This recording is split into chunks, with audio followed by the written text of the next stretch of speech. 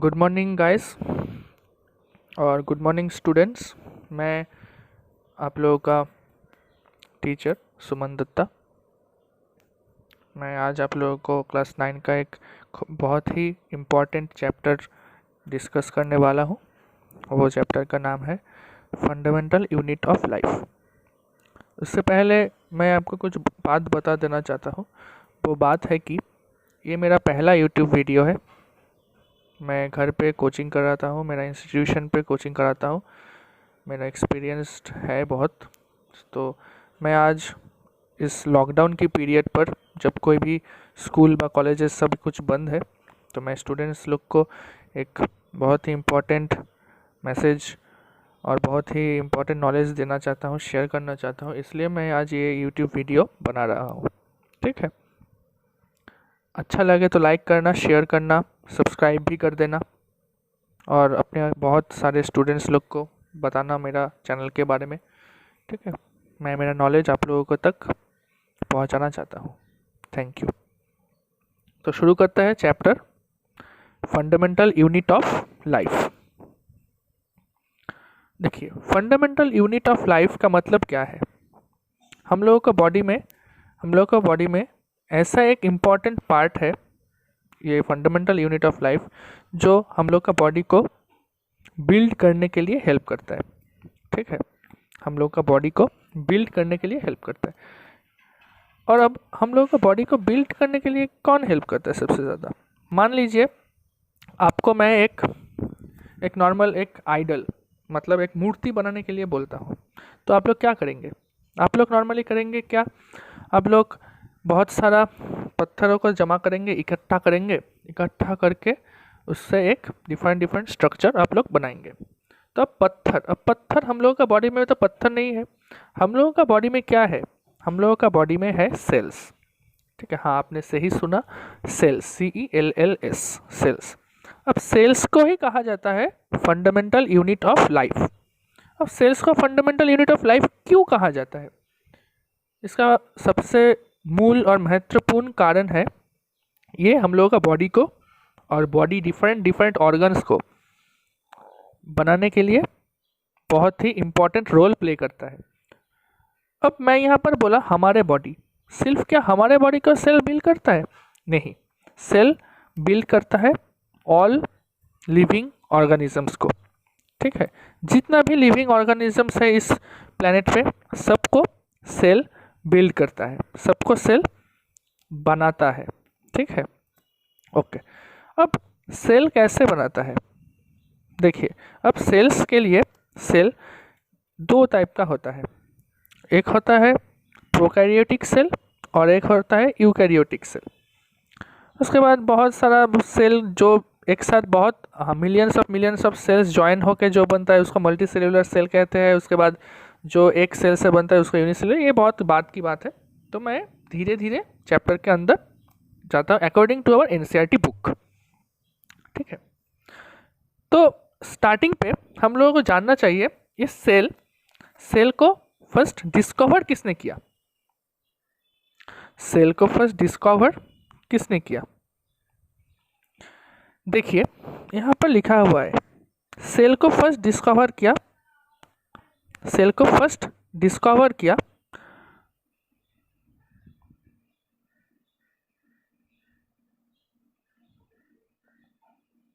Sorry थोड़ा सा disturb हो गया था।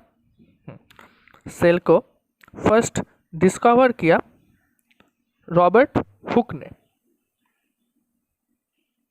सेल को फर्स्ट डिस्कवर किया रॉबर्ट हुक ने। ठीक है, अब रॉबर्ट हुक क्या करता है, रॉबर्ट हुक क्या है। अब रॉबर्ट हुक एक साइंटिस्ट है। ठीक है, रॉबर्ट हुक एक साइंटिस्ट है जो क्या किया था, जो अपने लाइफ के अकॉर्डिंग, अपने लाइफ में वो क्या करता है, वो एक नॉर्मली कॉर्क सेल को लिया। ठीक है, नॉर्मली एक कॉर्क सेल को लिया। देखिए लिखा है Robert Hooke saw the cork resemble to the structure of a honeycomb consisting of many little compartments.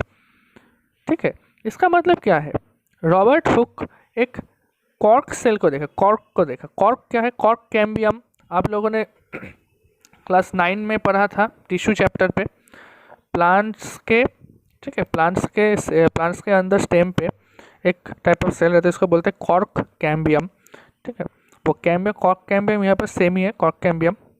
जो कॉर्क कैम्बियम है वो कॉर्क में वो एक हनीकॉम्ब लाइक स्ट्रक्चर था। ठीक है, वो स्ट्रक्चर कैसा था, एक हनीकॉम्ब लाइक। ठीक है, एक हनीकॉम्ब लाइक स्ट्रक्चर था। उसमें रॉबर्ट हुक ने with the help of primitive microscope सब कुछ नोटिस किया। क्या नोटिस किया? नोटिस किया कि वहाँ पर small various types of cells है, एकदम माइन्यूट, एकदम very very very small type of cells है। ठीक है, तो वहाँ से ही सेल का डिस्कवर्ड हुआ। और डिस्कवर्ड किसने किया? सर रॉबर्ट हुक ने। ठीक है, आपको ये पार्ट को याद रखना पड़ेगा, ये पार्ट बहुत ही इम्पॉर्टेंट है। Who discovered cell? It is discovered by sir Robert Hooke in 1831 in cork slice with the help of a primitive microscope. ये पार्ट बहुत ही इम्पॉर्टेंट है, मैं फिर से बता रहा हूँ। Robert Hooke discovered cork cells. Robert Hooke discovered cork cell in 1831 with the help of primitive microscope. ठीक है, अब जहाँ पर सेल रहता था उसको क्या बोलते हैं? उसको बोलते थे, Robert Hooke called this boxes as a cells. ठीक है, cell is a Latin word for a little room. Cell मतलब लैटिन से आया है, सेल का मतलब इसका मतलब है लिटिल रूम, मतलब छोटा एक रूम। ठीक है,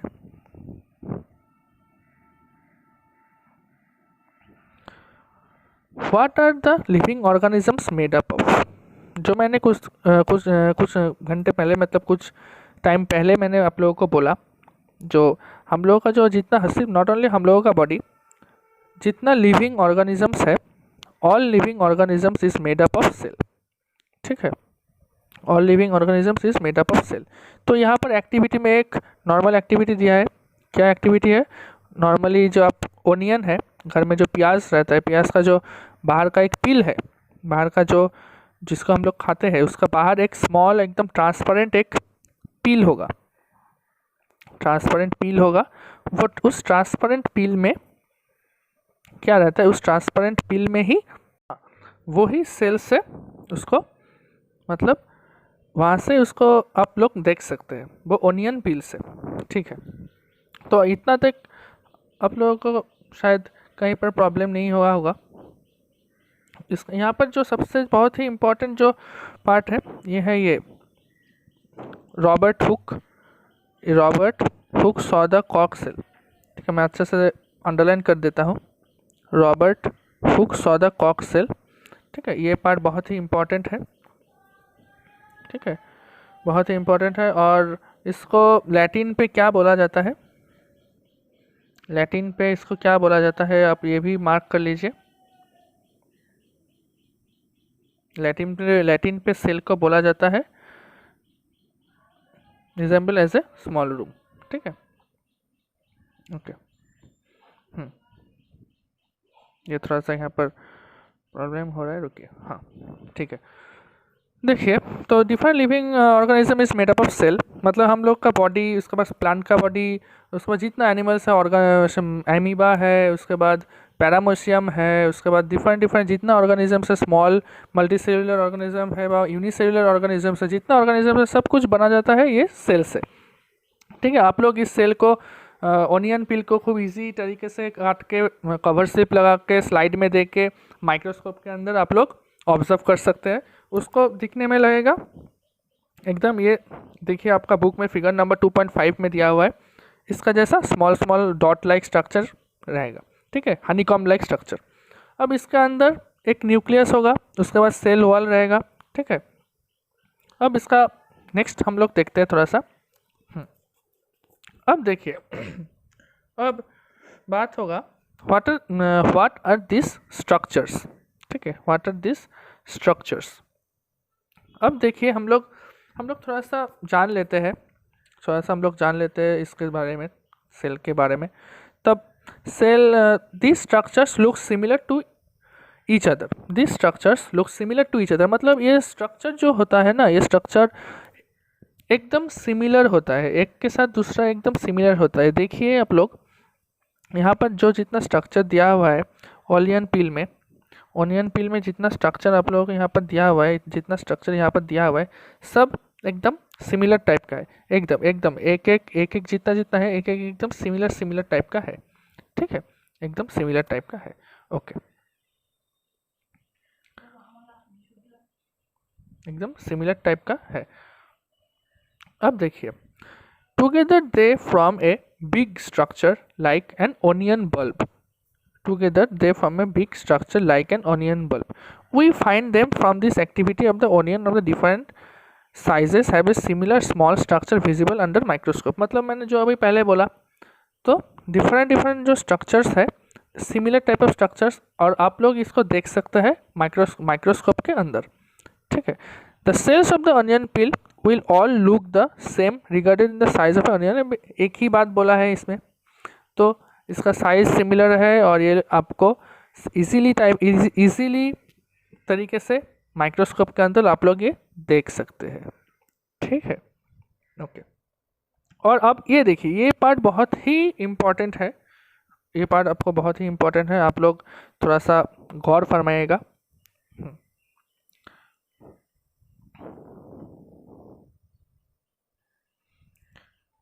यहाँ पर जो बोला है, यहाँ पर जो पार्ट है, cell were first discovered by Robert Hooke in 1665.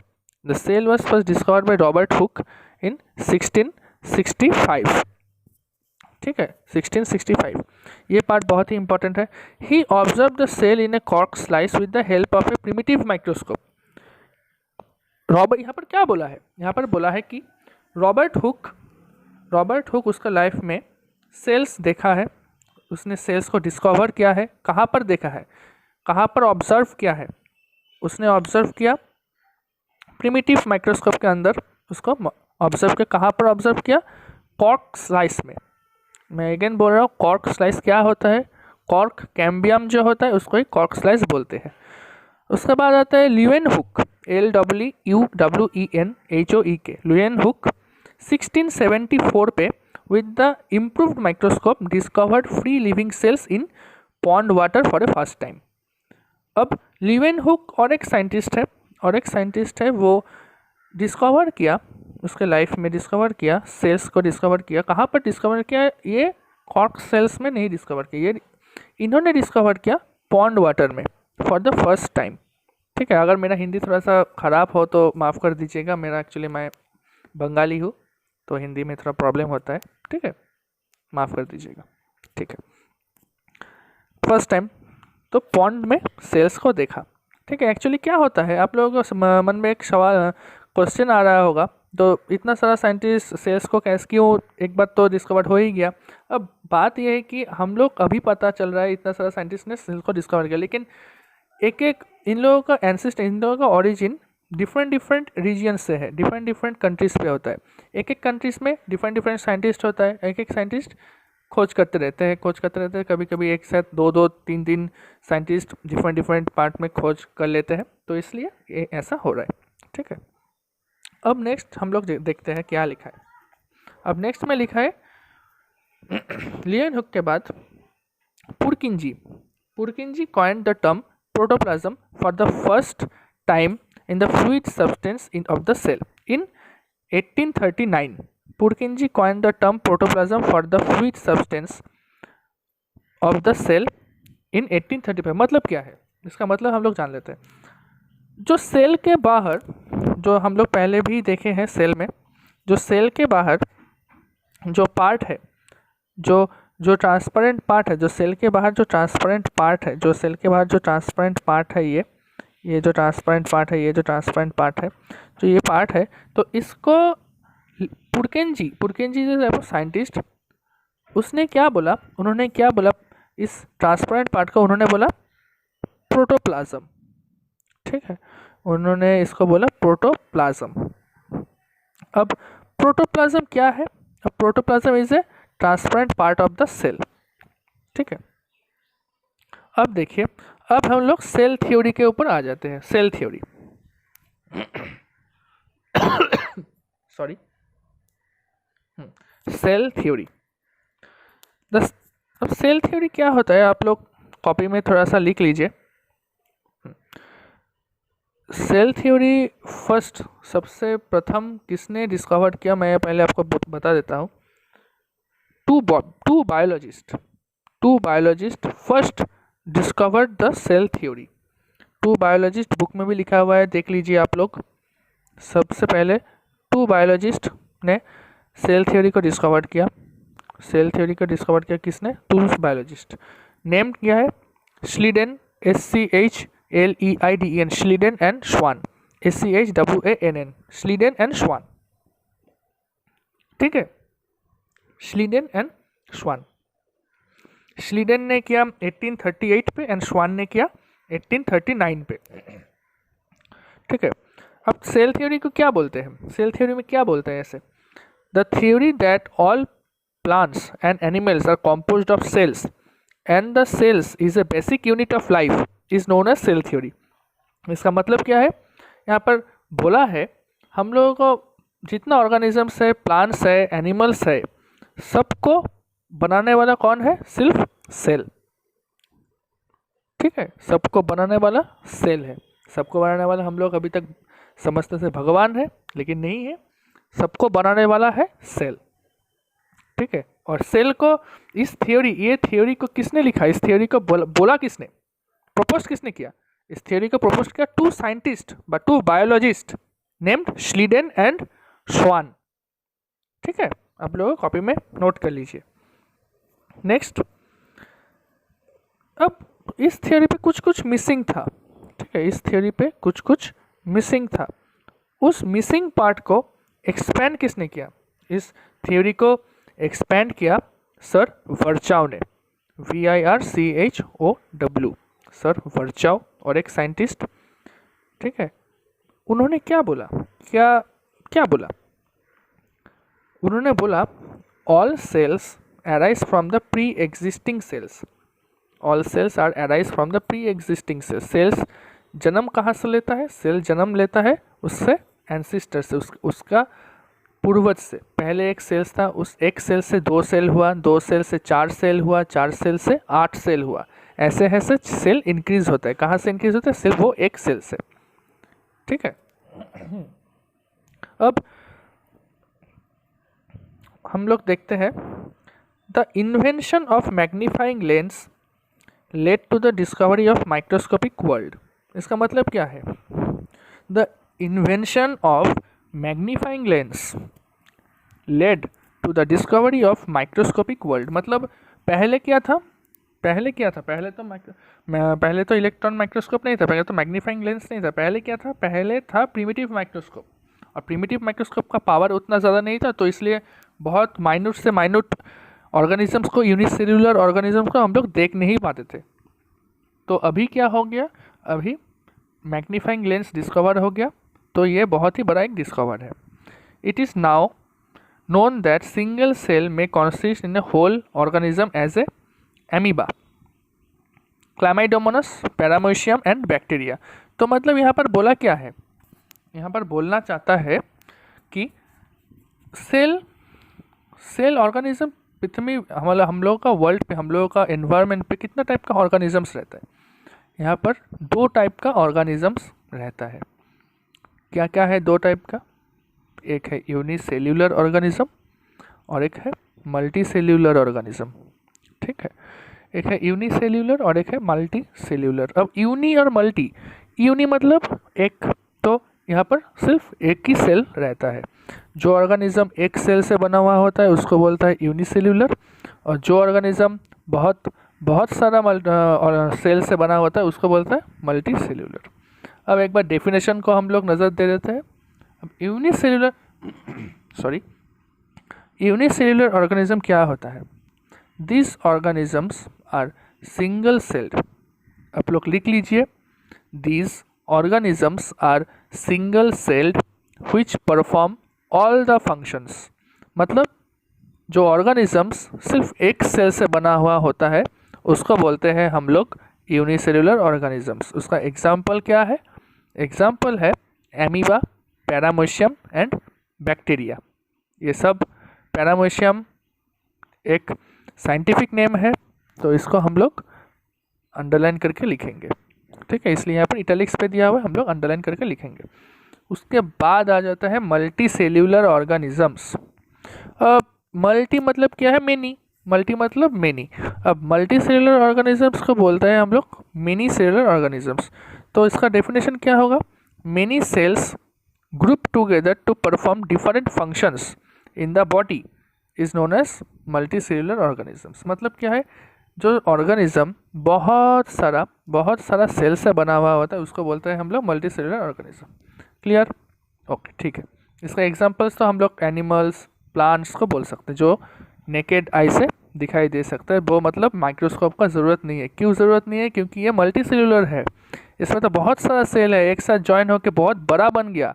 इसको हम लोग नॉर्मल आई से देख सकते हैं, ठीक है। उसके बाद जो आता है टाइप्स ऑफ सेल। उसके बाद आ जाता है टाइप्स ऑफ सेल, ठीक है। देखिए, अब टाइप्स ऑफ सेल के बाद, टाइप्स ऑफ सेल में क्या क्या, टाइप्स ऑफ सेल, कितना टाइप ऑफ सेल रहता है। हम लोग यहाँ पर प्लाज्मा मेम्ब्रेन दिया हुआ है, यहाँ पर एनसीईआरटी पे उतना मतलब डायरेक्टली एकदम डिस्क्राइब टाइप से नहीं दिया हुआ है, फिर मैं आप लोगों को डिस्क्राइब टाइप से बोलता हूँ। टाइप्स ऑफ सेल, कितना टाइप्स ऑफ सेल रहता है आप लोगों को क्या लगता है? आप लोग थोड़ा सा सोचिए। हाँ, सही सोचा। There are 2 types of cells, एक है प्रोकैरियोटिक और एक है यूकैरियोटिक, ठीक है। अब प्रोकैरियोटिक सेल्स, प्रोकैरियोटिक मतलब क्या है? इसके पहले हम लोग नाम, उसका जो नेमिंग है प्रोकैरियोटिक एंड यूकैरियोटिक, उसमें हम लोग ध्यान देंगे। प्रोकैरियोटिक मतलब क्या है? प्रो मीन्स प्रिमिटिव मतलब पूर्वज, और यूकैरियोटिक, यू मतलब एडवांस, मतलब बहुत ही नया। अब प्रो और यू तो मतलब पता चल गया। अब कैरियोटिक मतलब क्या है? कैरियोट्स बा कैरियोटिक, कैरियोट्स बा कैरियन, KARYON, कैरियन मतलब क्या है? कैरियन मतलब है सेल्स। तो prokaryotic, pro equals to primitive और पूर्वज, और कैरियन मीन्स सेल्स, उसका मतलब प्रिमिटिव सेल्स। यूकैरियोटिक, यू मतलब एडवांस, कैरियन मीन्स सेल्स, उसका मतलब एडवांस सेल्स, ठीक है। तो प्रोकैरियोटिक है पुराना और यूकैरियोटिक है बहुत ही नया। अब प्रोकैरियोटिक और यूकैरियोटिक में डिफरेंस क्या होगा? ये बहुत ही इंपॉर्टेंट पार्ट है, प्रोकैरियोटिक और यूकैरियोटिक में difference. The difference between prokaryotic and eukaryotic exam पे बहुत ही आता है। Right the difference between prokaryotic and eukaryotic, ठीक है। अब प्रोकैरियोटिक एंड यूकैरियोटिक में डिफरेंस क्या क्या होगा? अब प्रोकैरियोटिक में cell of organisms lack nuclear membrane. Prokaryotic में न्यूक्लियर मेम्ब्रेन नहीं रहता है, ठीक है। अब ये बहुत ही इंपॉर्टेंट पॉइंट है, प्रोकैरियोटिक में न्यूक्लियर मेम्ब्रेन नहीं रहता है और यूकैरियोटिक में न्यूक्लियर मेम्ब्रेन रहता है। प्रोकैरियोटिक में ट्रू न्यूक्लियस नहीं रहता और यूकैरियोटिक में ट्रू न्यूक्लियस प्रेजेंट है। अब प्रोकैरियोटिक में सिंगल क्रोमोसोम है और यूकैरियोटिक में मल्टी क्रोमोसोम है, क्योंकि यूकैरियोटिक बहुत ही नया है, उसमें बहुत सारा इंपॉर्टेंट ऑर्गेनेल्स है, ठीक है। इसमें ऑर्गेनेल्स नहीं है प्रोकैरियोटिक पे। क्यों नहीं होता? जैसे नॉर्मल है, देखिए हमारा एंसेस्टर्स क्या है? एप्स, ठीक है, जो आदि मानव है, एप्स। अब एप्स के साथ हमारा डिफरेंस क्या है? एप्स के साथ हमारा डिफरेंस तो सब बहुत है, हम इतना एडवांस है, एप्स तो बहुत इतना एडवांस नहीं था, तो इसलिए प्रोकैरियोटिक भी इतना एडवांस नहीं है जितना कि यूकैरियोटिक एडवांस है, ठीक है। इसका एग्जांपल होगा, प्रोकैरियोटिक होगा ब्लू ग्रीन एल्गी और बैक्टीरिया, और यूकैरियोटिक होगा fungi, plant cells, animal cells etcetera, ठीक है। अब हम लोग इतना दूर जान रहे हैं तो थोड़ा सा और जान लेते हैं। वो क्या है? अब प्लांट में जो सेल रहता है वो ही क्या एग्जैक्ट सिमिलर होता है एनिमल सेल से? नहीं, वो एग्जैक्ट नहीं होता।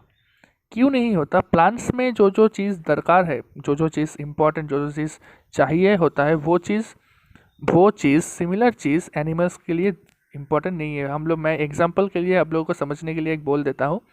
जैसे प्लांट्स को परफॉर्म करने के लिए ज़रूरत होता है फोटोसिंथेसिस व क्लोरोफिल, लेकिन एनिमल में तो ये सब नहीं चाहिए, तो एनिमल्स पे वो सब सेल क्यों रहेगा?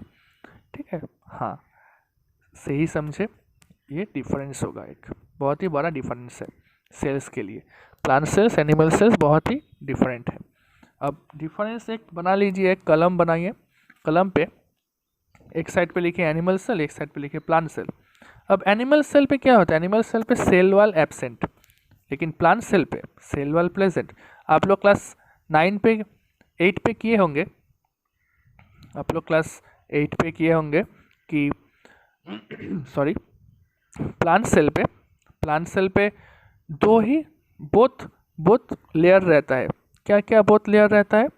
वो बोथ लेयर है, एक हो गया सेल में सेल वॉल, और एक हो गया सेल मेम्ब्रेन। और सेल मेम्ब्रेन का और एक नाम क्या है बोलिए? हाँ ठीक, सेल मेम्ब्रेन का और एक नाम है प्लाज्मा मेम्ब्रेन। ठीक है, अब क्यों होता है ये एनिमल सेल में सेल वॉल नहीं होता है, लेकिन प्लांट सेल में सेल वॉल होता है। क्यों होता है? क्यों प्लांट सेल में इतना प्रोटेक्शन? क्योंकि एनिमल्स, देखिए, हम लोग नॉर्मली अपने बॉडी को बहुत ही प्रोटेक्शन, हम लोग अपने बॉडी को प्रोटेक्ट कर पाते हैं। हम लोग बहुत ही, मतलब हम लोगों को बॉडी को स्किन बहुत देखती है टीवी पे, कितना सारा क्रीम मतलब वगैरह बहुत कोई कुछ आता है, जिसको इससे हम लोग बॉडी का प्रोटेक्शन कर पाते हैं। हम लोग बॉडी में उतना हार्म नहीं करते, लेकिन प्लांट्स बेचारे खड़े रहते हैं, उतना मतलब खुद का प्रोटेक्शन नहीं कर पाते। इसलिए इसमें सेल्स जो होता है ना, सेल्स पे क्या होता है, दो टाइप ऑफ लेयर होता है। अब दो टाइप ऑफ लेयर क्या क्या होता है? एक होता है सेल वॉल और एक होता है सेल मेम्ब्रेन। अब ये जो दो टाइप ऑफ लेयर है, ये दो टाइप ऑफ, एक लेयर देखिए, ये नॉर्मली कैसा होता है, एक बाहर का लेयर होता है, बाहर का हो गया सेल वॉल, क्योंकि ये सेल का बाहर एक सेल वॉल, उसका सेल का अंदर एक लेयर होता है, उसको बोलते हैं सेल मेम्ब्रेन। ठीक है, अब सेल मेम्ब्रेन, सेल वॉल क्या करता है? सेल वॉल का डिफरेंस, सेल वॉल करता है normally semi permeable membrane. Cell wall है semi permeable membrane. Semi permeable membrane मतलब ये नॉर्मली सबको, मतलब उतना जांचता परचता नहीं है, नॉर्मली सबको अंदर घुसा देता है। अब प्लाज्मा मेम्ब्रेन और सेल मेम्ब्रेन क्या हो गया? प्लाज्मा मेम्ब्रेन, सेल मेम्ब्रेन क्या करता है? ये सिलेक्टिवली परमिएबल मेम्ब्रेन है। अब सिलेक्टिवली परमिएबल मतलब क्या है? सिलेक्टिवली परमिएबल मतलब है बहुत ही जांच परख के वो ऑर्गेनिज्म और मटेरियल्स को अंदर घुसाता है। ठीक है, सबको अंदर घुसने का मौका नहीं देता है, बहुत ही जांच के अंदर घुसाता है। ठीक है, अंदर सेल के अंदर घुसने देता है। ठीक है, बहुत ही प्रोटेक्शन देता है उसको। और एनिमल सेल पे ये नहीं होता है, प्लाज्मा मेम्ब्रेन सिर्फ रहता है, सेल मेम्ब्रेन सेल वॉल नहीं रहता है। ठीक है, अब ये हो गया एक डिफरेंस। और एक डिफरेंस है, एनिमल सेल पे प्लास्टिड एब्सेंट रहता है और प्लांट सेल में प्लास्टिड प्रेजेंट रहता है। प्लांट सेल पे प्लास्टिड क्यों प्रेजेंट रहता है? हाँ सही, प्लास्टिड मतलब क्या है? क्लोरोप्लास्टिड व क्लोरोप्लास्ट। तो क्लोरोप्लास्ट मतलब क्या है? क्लोरोप्लास्ट मतलब क्लोरोफिल, प्लांट में के लिए दरकार है, important, plays an important role, लेकिन एनिमल सेल पे कोई ज़रूरत नहीं है। ठीक है, इसलिए नहीं रहता है। अब एनिमल सेल पे centrioles are present, plant cell पे centrioles are absent. Animal cell पे Golgi bodies are present, plant cell पे Golgi bodies are present, but इसका नाम अलग होता है। इसका नाम क्या होता है? Dictyosome, DICTYOSOME। स्पेलिंग अच्छा से देख लीजिए, DICTYOSOME, डिक्टियोसोम। ठीक है, तो ये हो गया इसका डिफरेंस। अब मैं सेल के लिए, अब सेल के बारे में थोड़ा सा जान लेता हूँ। अब सेल का स्ट्रक्चर, अब देखिए, अब सेल का स्ट्रक्चर क्या है। फर्स्ट पे क्या है? अब हम लोग का सेल का जो बाहर का आउटर कवरिंग है, एकदम जो, मतलब सेल का सबसे बहुत ही इंपॉर्टेंट प्लेस है, बहुत ही इंपॉर्टेंट जो रोल है, मैंने अभी बोला, जो सिलेक्टिवली परमिएबल मेम्ब्रेन है, उसको क्या बोलता है? उसका नाम है प्लाज्मा मेम्ब्रेन और सेल मेम्ब्रेन। ठीक है, this is the outermost covering of the cell that separates the contents of the cell from its external environment. The plasma membrane allows to permit entry and exit of some material in and out of the cell. ठीक है, इसको cell membrane भी बोला जाता है। क्यों?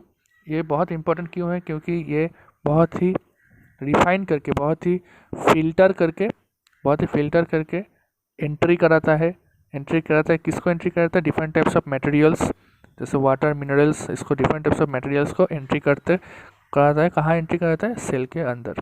ठीक है, इसलिए इसको बहुत ही जांच परख के इसको अंदर कराता है, मटेरियल्स को सेल के अंदर घुसाता है। तो जैसे इसलिए इसको बोलता है, ये मेम्ब्रेन को बोलते हैं सिलेक्टिवली परमेबल। सिलेक्ट करके ये घुसाता है अंदर।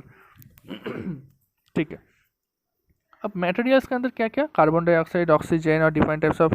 ठीक है, कैसे घुसाता है? Diffusion, with the help of diffusion. अब डिफ्यूशन मतलब क्या है? डिफ्यूशन मतलब आप लोग तो पता ही होगा, आप लोगों को पढ़ा ही होगा पहले। डिफ्यूशन मतलब है the spontaneous movement of a substance from a region of higher concentration to the lower concentration is called diffusion। ठीक है, और ऑस्मोसिस का मतलब भी पता होगा। Osmosis, the movement of water molecules through selectively permeable membrane is known as osmosis. आप लोगों को पता ही होगा ये। अब देखिए, अब क्या है? अब नॉर्मली क्या होता है यहाँ पर सेल के अंदर, कब सेल के अंदर कार्बन डाइऑक्साइड, ऑक्सीजन घुसता है, अब कब नहीं घुसता है? अब ये बात है, something similar to this happen in the cell when, for example, substance like carbon dioxide accumulates in higher concentration inside the cell. In the cell external environment, the concentration carbon dioxide is low as compared to the inside of the cell. As soon as the difference of the concentration carbon dioxide inside and outside of the cell, carbon dioxide moves out of the cell from the region of the higher concentration to the region of the lower concentration. ठीक है, is called diffusion.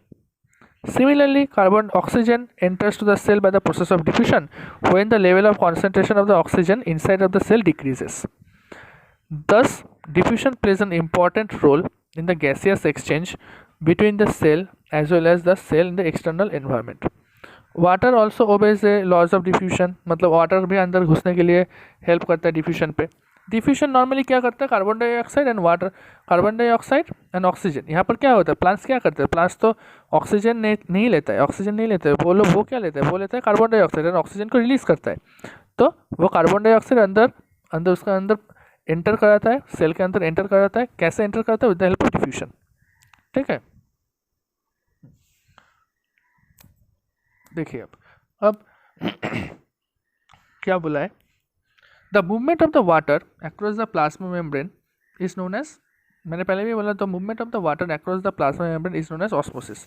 तो plasma membrane के अंदर जो water जाता है, water जो घुसता है सेल के अंदर, तो उस प्रोसेस को हम लोग बोलते हैं ऑस्मोसिस, ऑस्मोटिक प्रेशर व ऑस्मोसिस। ठीक है, और जो प्रेशर क्रिएट होता है उसको बोलते हैं हम लोग ऑस्मोटिक प्रेशर। ठीक है, नॉर्मली यही हो गया। उसके बाद देखिए, उसके बाद प्लाज्मा मेम्ब्रेन पे क्या क्या होता है? उसका आउटर जो कवरिंग होता है ना, वो उसको किस चीज़ से बना हुआ होता है? वो प्लाज्मा मेम्ब्रेन किस चीज़ से बना हुआ होता है? वो प्लाज्मा मेम्ब्रेन बना हुआ होता है लिपिड एंड प्रोटीन से। वो प्लाज्मा मेम्ब्रेन बना हुआ होता है lipid, LIPID, lipid and protein. Lipid is a fat droplet, is a fat part, and protein is a normally protein. ठीक है, अब कुछ हम लोग जान लेते हैं प्रॉपर्टीज ऑफ प्लाज्मा मेम्ब्रेन। तो उसका प्रॉपर्टीज क्या क्या है? इट इज़ फ्लेक्सिबल, ये बहुत ही लचीला होता है। क्यों लचीला होता है? क्योंकि ये बना हुआ होता है लिपिड एंड प्रोटीन से, और ये बहुत ही फ्लेक्सिबल होता है। Enables the cell to engulf in food and other from the external environment. This process is called endocytosis and this process is performed by amoeba. आप लोग याद कीजिए, जो एमीबा का जो मतलब फूड टेकिंग प्रोसेस है, कैसे एमीबा फूड को निगलता है, जो प्रोसेस जो है ना, उसको हम लोग फैगोसाइटोसिस व एंडोसाइटोसिस हम लोग बोलते हैं, जो ऐसे निगल लेता है खाने को। तो वो प्रोसेस परफॉर्म क्यों होता है? परफॉर्म होता है सेल मेम्ब्रेन और प्लाज्मा मेम्ब्रेन के हेल्प से। ठीक है, with the help of plasma membrane. अब कैसे होता है? क्योंकि वो बहुत ही फ्लेक्सिबल है, वो शेप चेंज कर सकता है इजीली। वो इजीली शेप चेंज कर सकता है, ठीक है, बहुत ही इजीली शेप चेंज कर सकता है। अब बाकी है फंक्शंस। अब फंक्शंस क्या क्या है? फंक्शंस तो मैंने अभी बोल ही दिया, आपको पता ही चल जाएगा कि वो entry and exit of materials करता है, मतलब अंदर घुसाने, मतलब अंदर इन करने और निकालने, एग्जिट और एंटर और exit of some materials in and out of the cell, ठीक है। It prevents the movement of some other materials not required in the cell as acts like a semi permeable membrane or selectively permeable membrane। मतलब क्या है? मतलब ये सबको जो भी आया ऐसे घुस गया अंदर बिना मतलब का, ये नहीं करने देता। ये जिसको चाहिए इसको सिर्फ अंदर घुसाता है, जिसको नहीं चाहिए वो अंदर नहीं घुसाने देता है, ठीक है, क्लियर? ओके। अब देखिए, अब अब अब मेरा जो पार्ट है मैं समझा देता हूँ आपको। तो गाइस आज प्लाज्मा मेम्ब्रेन तक ही मैं आप लोगों को समझाता हूँ, आप लोगों के साथ ये टॉपिक डिस्कस करता हूँ, क्योंकि बहुत लंबा टॉपिक है। अगर मैं दूसरा ऑर्गेनेल्स के बारे में भी इसी एक ही वीडियो में बात करता रहूँगा तो बहुत लंबा हो जाएगा। तो आज इतना तक ही, आप इसको समझिए। कहीं पर प्रॉब्लम हो तो मुझे बेझिझक कमेंट बॉक्स में बताइए, मैं आप लोगों को हेल्प करूँगा, ठीक है। Thank you, bye. Stay at home and keep safe.